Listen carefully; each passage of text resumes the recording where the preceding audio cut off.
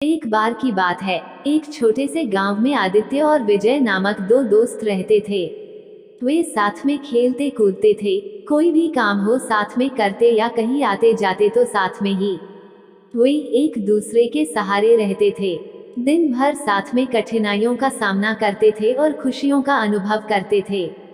एक दिन जब वे घूमने निकले तब उन्होंने गांव के पास के जंगल में एक पुराना छोड़ा हुआ कुआं देखा। वे उसके पास गए और उसे सूखा हुआ पाया। उन्होंने देखा कि उस कुएं में एक छोटा पौधा जीने की कोशिश कर रहा है। दोनों दोस्तों को पौधे के प्रति दया हुई और उन्होंने तय किया कि वे इसे अपने गांव में ले जाएंगे और इसकी देखभाल करेंगे। उन्होंने पौधे को नीचे से खुदाई की और उसे धीरे धीरे कुआं से निकाल लिया। वापस गांव में उन्होंने पौधे के लिए एक ठीक स्थान ढूंढा और उसे वहां रखा। उन्होंने उसे आशा नाम दिया क्योंकि उन्होंने सोचा कि वो आशा और सफलता का संकेत है। समय के साथ आदित्य और विजय अलग अलग दिशाओं में चले गए।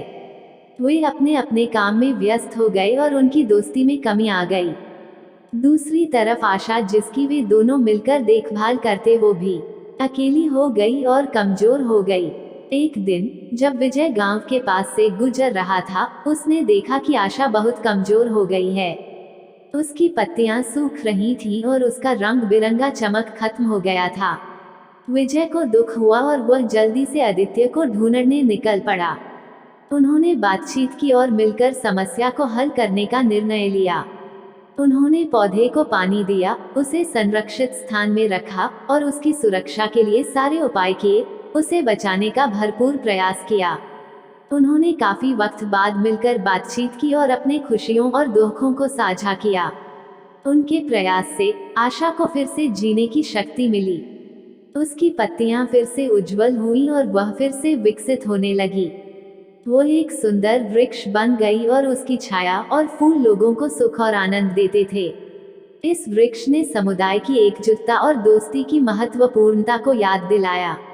आदित्य और विजय ने उस दिन एक महत्वपूर्ण सबक सीखा। उन्होंने जान लिया कि सच्ची दोस्ती विश्वास और सहयोग की जड़ों से जुड़ी होती है। उन्होंने वचन दिया कि वे एक दूसरे का साथ कभी नहीं छोड़ेंगे और उनकी दोस्ती को हमेशा महत्व देंगे। जब वे आशा की छांव में खड़े होते तो उन्हें ये यकीन होता है कि उनकी दोस्ती और उनका संघर्ष सब कुछ बहुत सुंदर और अनमोल है।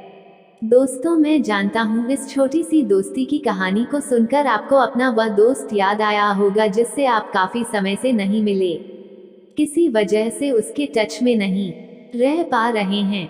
तो चलो उससे मिलने की आज ही कोशिश शुरू करो। इस कहानी को उसके साथ शेयर करो ताकि उसके मन में भी यही ख्याल आए और आपकी दोस्ती को एक नया रूप, एक नई ताकत मिल जाए। दोस्तों, वीडियो देखने के लिए बहुत बहुत धन्यवाद। दोस्तों, चैनल को लाइक शेयर कमेंट और सब्सक्राइब करें। धन्यवाद।